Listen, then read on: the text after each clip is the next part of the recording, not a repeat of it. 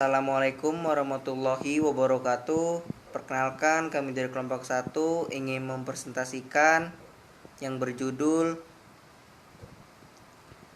Perkembangan Politik dan Ekonomi pada Masa Perjuangan dari 1945 sampai 1950.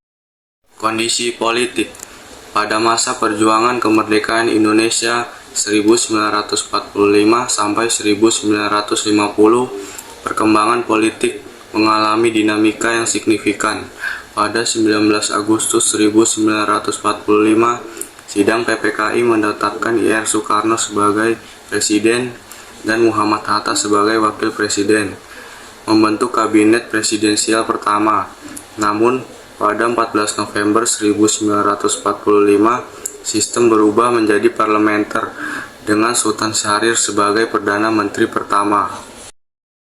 Kabinet Presidensial 19 Agustus 1945 sampai 14 November 1945. Kabinet ini dipimpin oleh Ir Soekarno sebagai presiden dengan struktur kabinet yang bertanggung jawab langsung kepada presiden.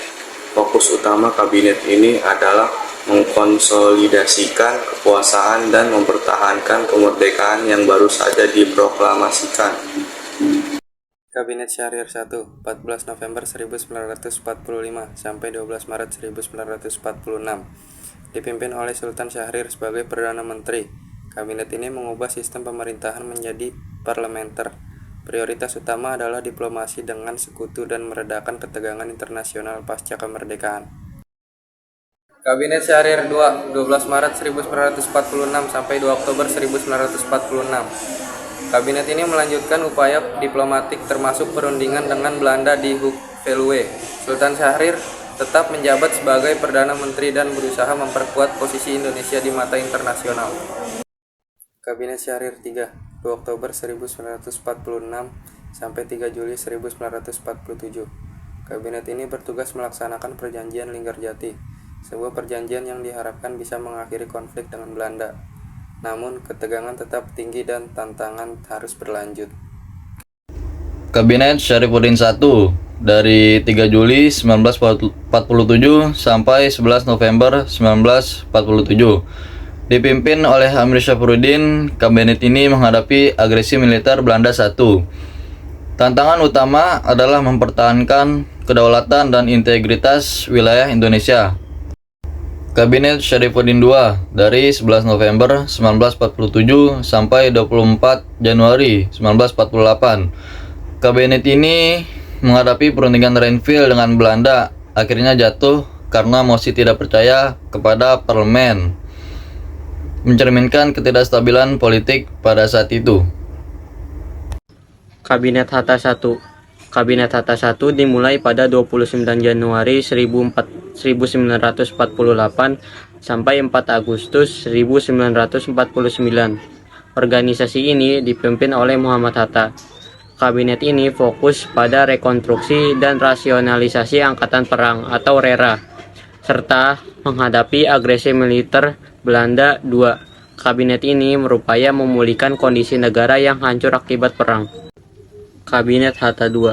Kabinet Hatta II dimulai pada 4 Agustus 1949 sampai 20 Desember 1949.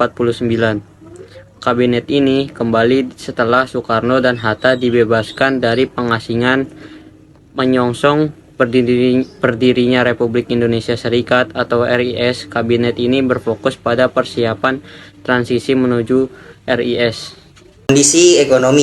Kondisi ekonomi nasional pada masa perjuangan sangat buruk, ditandai oleh inflasi tinggi, blokade laut oleh Belanda, dan kekosongan kas negara.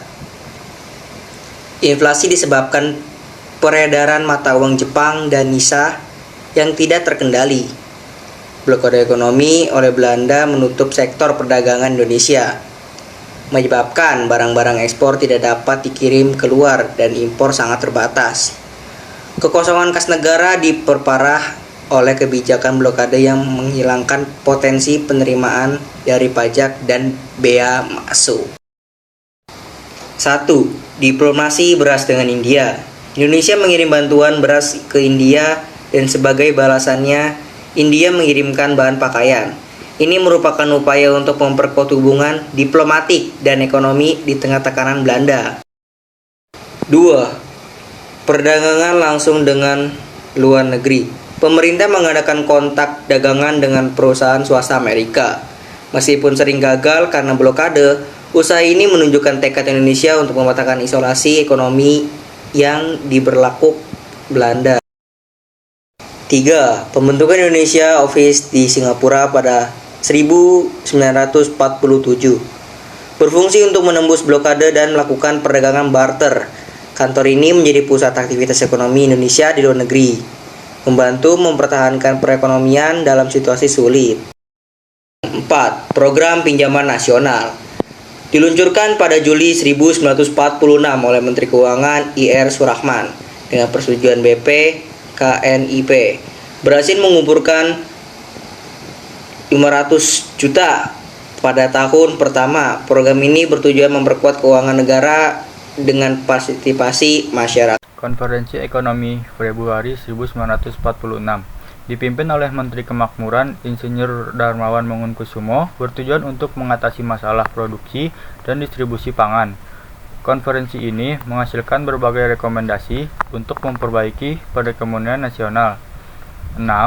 Pembentukan Badan Perancang Ekonomi pada 19 Januari 1947 diprakarsai oleh Menteri Kemakmuran Dr. Akil Ghani. Badan ini merencanakan pembangunan ekonomi jangka panjang untuk mengatasi berbagai masalah fundamental dalam ekonomi Indonesia. 7. Rekonstruksi dan rasionalisasi Angkatan Perang atau RERA pada 1948 diprakarsai oleh Perdana Menteri Muhammad Hatta. Program ini bertujuan mewujudkan efisiensi dan mengurangi beban negara dengan mereorganisasi Angkatan Perang.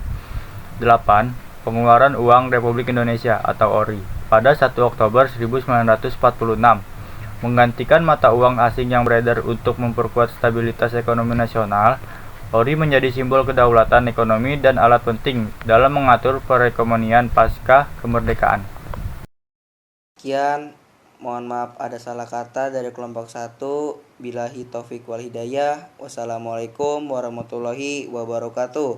Terima kasih.